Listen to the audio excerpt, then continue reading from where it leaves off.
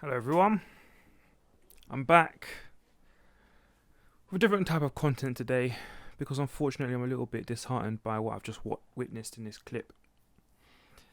It's a clip from Monday Night Football, a punditry show on Sky Sports that usually talks about a match that's happened on Monday night. How convenient, Monday Night Football, huh? And the clip in question is by Micah Richards, a former football player who plays for Man City, among some other clubs. We'll get into that a little bit later. And he has some attitudes and opinions that he shares on race. And, well, they're a little bit problematic, let's just say that. Especially in relation to what he's talking about. Because the conversation is about racism and anti-racism policies that are sweeping our nation and are trying to be implemented in football once again. It's nothing new, however, because we've had Kick It Out, an anti-racist football organisation, exist since 1993. I mean, it's an organisation that is literally older than me. What I say that is not to blame Kick It Out or Micah, but just say that there's a racism issue in football. And because football reflects wider society, we have a racism issue in our wider society. Now, the reason I've tried my best to keep out my opinions on exactly what I said in this clip, and also why I have not put up the caption that this video goes under, is to try not to prime you. What I'm going to do is leave a link to this tweet and the clip in question underneath the video description, and I welcome you to watch it before we go through my analysis, because whilst I would love to play this 1 minute 32 clip, I'm not exactly sure on its legality and I don't want to get a copyright strike. So we're going to go through it, and we're going to start off by giving Micah the benefit of the doubt, actually, because it's live television. You can see in the little top corner there, it's live. And the problem with live television is that it's very difficult. Sometimes you're trying to follow multiple trains of thought. There's the pressure of the event. It's a big scene. It's a big spectacle. And he's trying to answer questions whilst giving his opinion at the same time. It's very tough. And sometimes you can lose your train of thought and have sentences pushed together that end up sounding very out of place and they don't really make much sense. And sometimes you can say things that don't even reflect your worldview. It happens. It's a performance and it's unscripted, so it happens. I'm also going to steal his argument. Not only his argument, though, but who Micah Richards is and why he's in this position today. So who is Micah Richards? Well, let's ask that first question. Let's open his Wikipedia and let's take a look. So Micah Richards is a former professional footballer. He played for over 10 seasons at Man City alone, funnily enough. He then went on to play for Fiorentina as well as Aston Villa. His career spans about 15 years in football, and he retired last year in July 2019, if I'm correct. He was successful at what he did too. If you look at his personal accolades, he played in youth career before moving up to Manchester City in 2005. He even scored a few goals. At the national level, he represented England and was successful in his appearances. Whilst he wasn't a prolific goal scorer, something that isn't expected because he is a right back, he's literally a defender. He's not meant to be scoring goals, he's meant to be stopping them. He even went on to play for England, scoring again at the highest level he possibly can. And probably the most impressive is that he played for Great Britain. So of a team that consisted of the best players, let's put in quotes, from England, Wales, Northern Ireland and Scotland, Micah Richards made the squad. He was that good, and he played 5 games at the Olympic Games. He was a successful footballer too. For Manchester City, he won a Premier League, one of the highest accolades you can win here in the UK, in England particularly. He's also an FA Cup winner, as well as a League Cup, and all of them came quite close together. So in a spell of about 4 years, Micah was on fire. Individually, though, he did win some Individual Player of the Month awards, as well as a Young Sportsperson of the Year. And these all match up quite well, because if you watch something like SB Nation's Untitled, team events aren't exactly completely free of having to rely on a little bit of luck. So he was in a good team at the right place, and he won 3 cups at least. And regardless of that, even before he went on his winning spree, he was a pretty good individual footballer. In his second year, no less, he was already Player of the Month, and he got he was the most outstanding Young Sportsperson of the Year in 2007. In his clip, however, this is also reflected. He talks about putting himself forward, and I've got some notes here because there's a lot in this 1 minute clip, and I'm not even going to get through all of them. That's how ridiculous this concept has turned out to be. But he put himself forward, and he was exceptional. He talks about briefly towards the end about how much he loves being with and playing and talking alongside as a pundit to Jamie Carragher, a person who never won a Premier League title. So even in that regard, he's technically, in one aspect, he has one stat over Jamie Carragher, a fellow pundit. And this is despite him May I add, not having a previous career or qualification in journalism. He's very much a product of our British school sports system, where he got the bare minimum requirements in terms of a GCSE, but he didn't go on to go and get A level or an O level. So in many regards, Micah Richards beat all the odds to be seen as an expert of his field and on television, where he gets to talk to the millions and the masses who watch Sky Sports Monday Night Football every week when a game is on. So this is what he says at 47 seconds, a point which I completely agree with. He's completely right. We have a problem with racism in football and in wider society too. But this, unfortunately, is where I have to kind of batten down his steel man, because right at the beginning of the clip, he makes this claim. Sometimes it feels like it's being forced on people, and it's almost turning people the other way. What he's saying is forced there is in the context of anti-racism and anti-racist policies that have been implemented in football, particularly in the Premier League and by the FA. I'd have to ask why, to Richard's case, why are anti-racist policies being forced? I mean, if we look at the law, the Equality Act of 2010 forbids discrimination against race, and it's been in place for a decade. It's strengthened previous laws, and as far as I'm concerned, that's what we want, right? We want the law to recognise that it's illegal to discriminate against human beings. But then you also recognise, Micah, at this point here, there is a problem, not just at the lower level, at the top level. Micah, you recognise here, and I don't want to address just Micah, I want to address the people who support his viewpoint as well. But I'm going to use Micah because he's the person on screen. He's the public figure that I want to direct this almost indirectly to. But Micah, you recognise that there's a problem there from the bottom to the top. Everyone involved here is complicit as to why there are not more anti-racist measures being implemented in football. Yet at the same time, you question why it's being forced. If we're all working together, surely this problem wouldn't be at the grassroots and at the top, right? Are we forcing it because we've been successful? Or are we forcing it because the necessary changes haven't been done? And it might go on to answer this other question you have.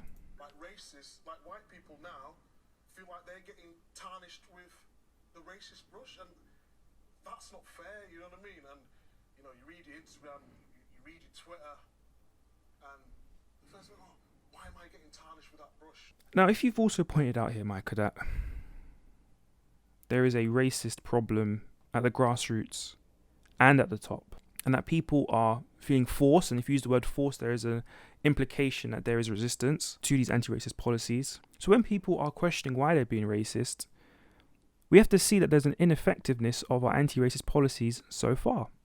People do not know why they are racist, or why they're being painted with a racist brush. Racism isn't one of those accusations that you just puff out of thin air, you know. There's usually a mutual understanding as to what constitutes racism. So for one person in that exchange to not know why they're being racist, there's obviously been a lack of education there, isn't it? Surely, I mean, I'm going to make the assumption that we agree in this country that racism exists as an educational issue. It's not a natural born thing. We agree here in this country that racism is a product of miseducation, and therefore to overcome it is to be part of an educated society, one that believes in facts and figures as to why people are or aren't the way that they are depicted or spoken about. And as such, it goes back to answering that question as to why it's feeling forced. It's feeling forced because people aren't taken to education. So then maybe you believe that this element of force is not only us trying to implement anti-racist policies, but that we've actually gone too far in it. We've gone too far. Now, why would we think that we've gone too far? I mean, for us to have gone too far, we'd have to say that things are already as good as they are, right? We'd have to have evidence that not only are there systems of fairness in footballing at grassroots level, but at the top too. So we're talking not just the footballers, but management, scouting, and owners as well, right? So let's actually look at the evidence. What does the evidence say? So we're going to use the controversial BBC News and its Newsbeat reporter Rick Kelsley's article on black football coaches and what's holding them back, based this year, June 2020. So it's very recent. It's almost as recent as your clip, Micah.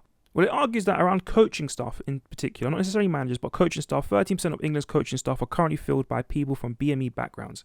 And you know what? In that case, Micah, you're bang on, because when you look at ethnic groups of the United Kingdom, BAME makes about 13% of our population. You know, white or white British, total 87% of our population. That leaves everybody else down here, at least from 2011, that is, questioning and wondering into that other group. You know, that's everyone else. So it's about on par.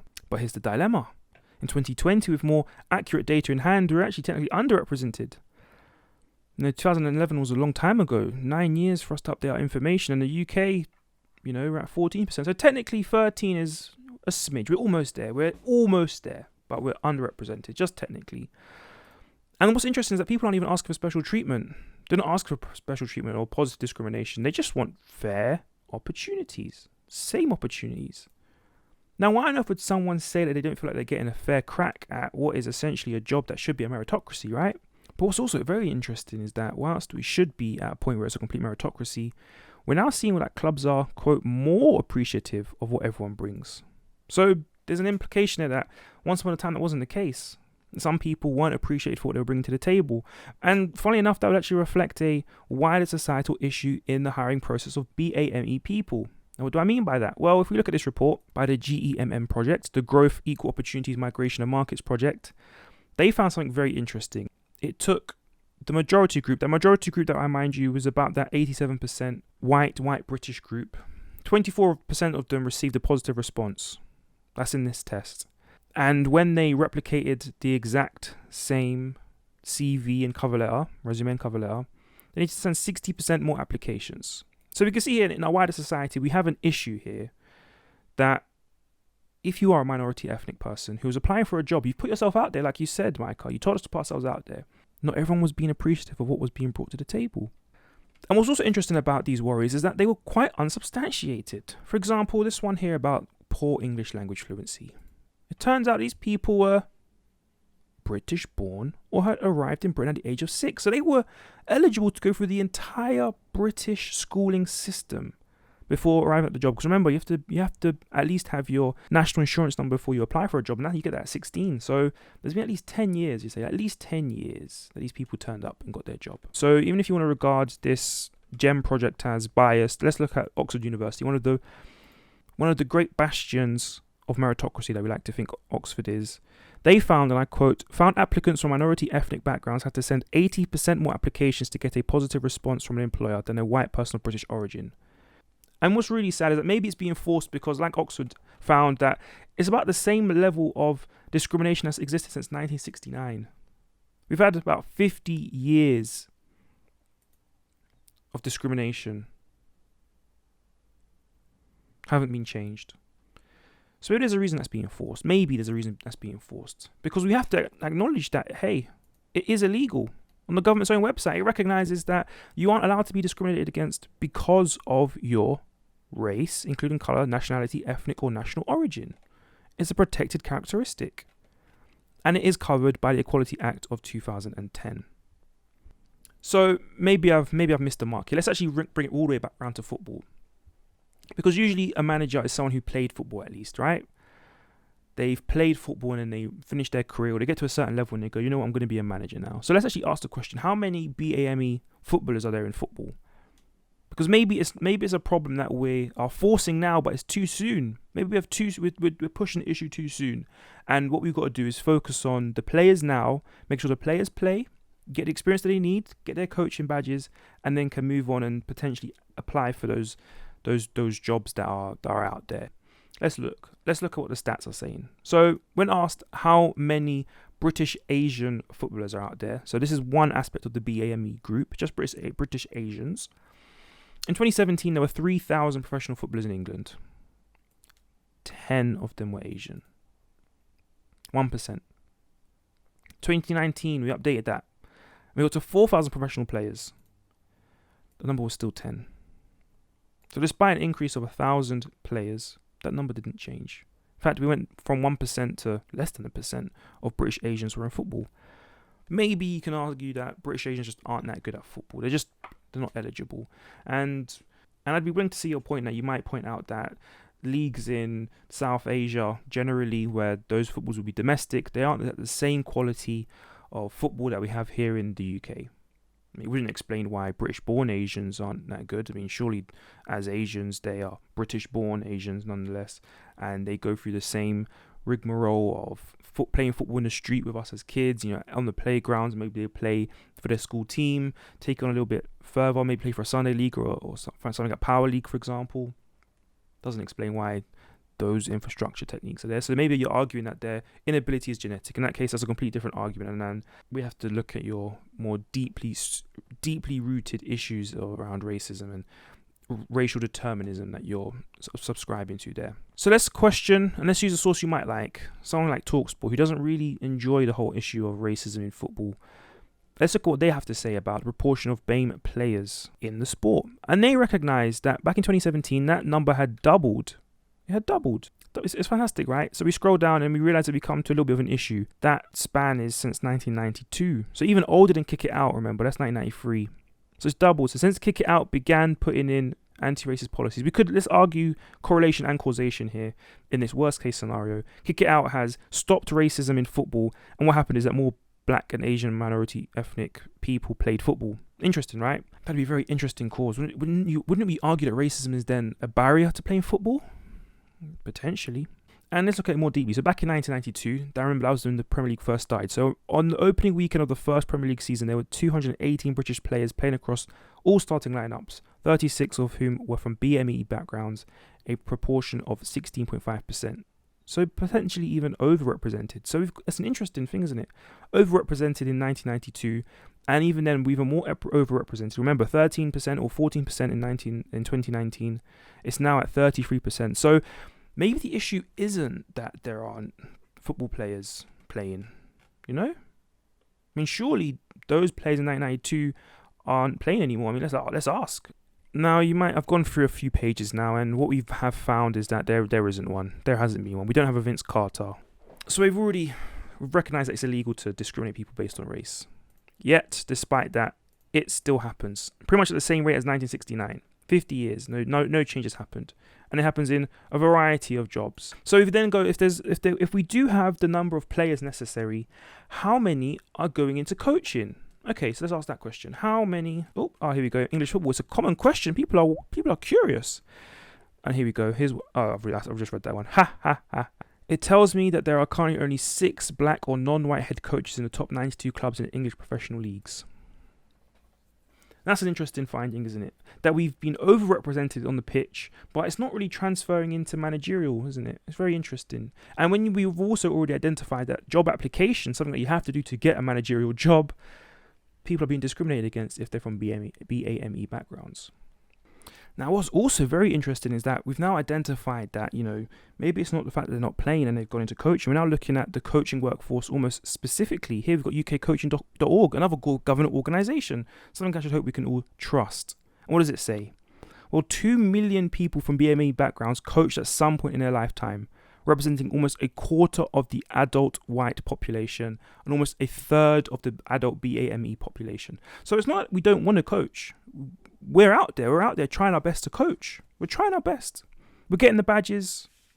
Or if not getting the badges, or at least we're showing our passion. In fact, we're so passionate about this that even if we don't get the badges, we're coaching at some point in our lives. There are over 700,000 active BAME coaches in sport physical activity in the past 12 months prior to the survey. It also identifies that there is a higher or greater proportion, if I use the words exactly, a greater proportion of the adult BAME population involved in coaching than in the white adult population. So, we're active. We're active in coaching. We're also quite young, so we're not even finishing our playing careers. Between 18 and 34, 51% of BAME coaches are within that age group. So we're actually so passionate about coaching that we're not even fully fleshing out a playing career technically or a sporting career. We're going straight into coaching. We think we've got the chops. We're also made of the stuff that this country loves, from a higher social grade, It's interesting, isn't it? And this is where we begin to run into a little bit of issue, a little bit of trouble, because what we've identified here is that BAME coaches were significantly more likely than white coaches to say they worked in a community group, youth group, or similar private leisure centre, gym or health club, local authority leisure centre, and further or higher education sessions. What does that tell us? Well, it tells us that they're not getting jobs in or directly with clubs themselves. They're working with systems that facilitate clubs to exist there. So you've got someone working as a school as a PE teacher. They're more likely to be a PE teacher than to get a job as a sport or as a club coach. That line right at the beginning says both white and BAME coaches were most likely to report that they have worked in sports clubs.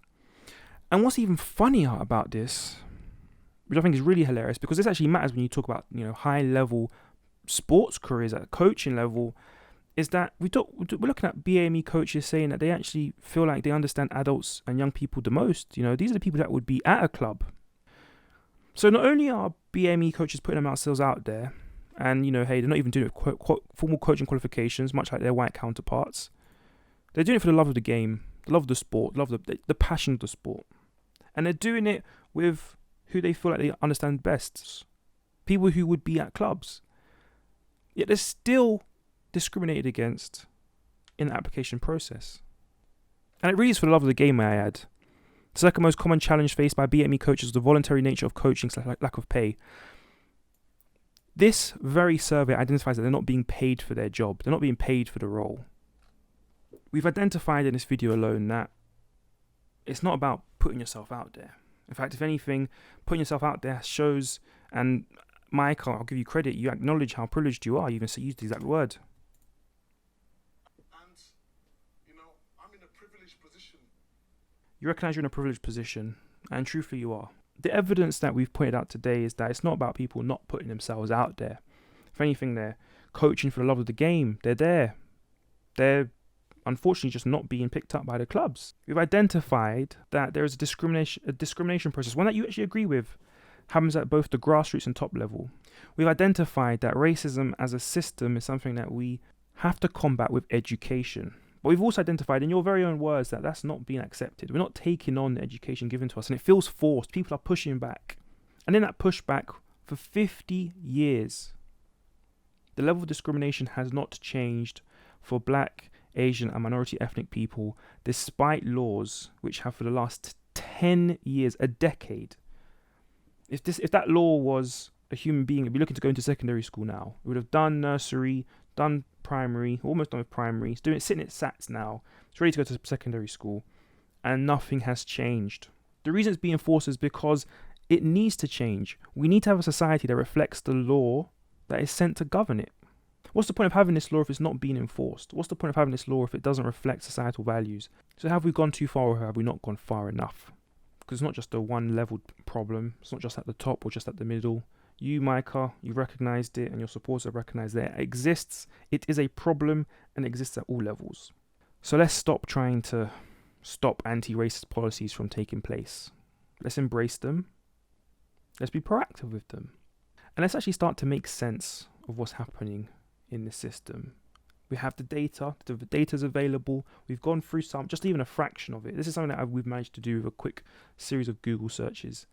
Government data, University of Oxford. So prestigious places have made the claim that there is an issue. So let's listen to them. Let's do something about it.